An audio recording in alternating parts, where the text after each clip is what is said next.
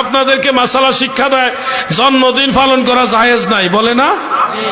কিন্তু আজকে জেনে রাখেন জন্মদিন পালন করা সুন্নত। নগদ মিথ্যে। আমি বলেছি এদেশের মাটিতে শতকরা 95 জন বক্তা মিথ্যু। সুন্নতে সাহাবা যারা বলতেছে জন্মদিন পালন করা জায়েজ নাই, তাদের কোনো দলিল নাই, তারা হইলো কিতাবুল আন্দাজ দিয়ে বলে। বানিয়ে বানিয়ে কথা কেন বলতেছেন? আমি যদি বিশ্বাস করি তো আমার তো ইমান আর হয়ে যাব। বানাই বানাই কথা বলতেছেন, আপনি যে মিথ্যা কথা বললেন, প্রতিটা কথায় কথায় ভুল, পদভ্রষ্ট 100% পদভ্রষ্ট। আর আজকে আমি দলিল দিয়ে বলে যাই জন্মদিন পালন করা সুন্নত। এটি সুস্পষ্ট মিথ্যাচার। ইমাম বুখারী রাহমাতুল্লাহ আলাইহির লেখা কিতাব আদাবুল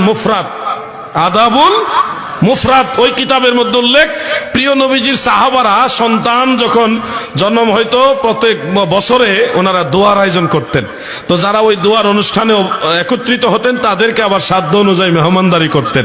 তো এই খাওয়া দাওয়া, এক সাহাবী গিয়ে দেখে আরেক সাহাবীর বাড়িতে খাবার আয়োজন, তো উনি খাওয়া দাওয়া করার পরে জিজ্ঞাসা করলেন এই খাবার কোন উপলক্ষে?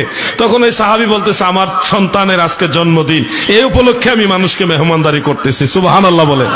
কোরআন এবং হাদিসের অপব্যাখ্যা করলো।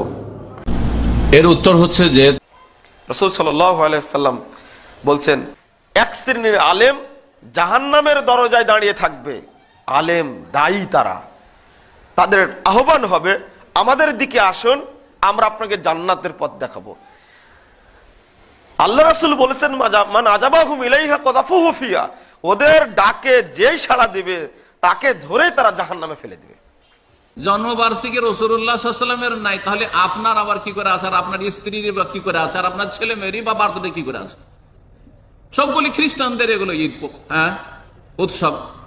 এই যে জন্মবার্ষিকীতে ছেলে মেয়ের, স্ত্রীর, স্বামীর আর নেতার মাথার নেত্রীর কেক কাটতে হবে, তো জন্মবার্ষিকী পালন করতে হবে, মৃত্যু বার্ষিকী পালন করতে হবে, সব খ্রিস্টানদের ধর্মকর্ম সব। আজকে আমার জন্মদিন, আমি আজকে কি কি করতে পারবো?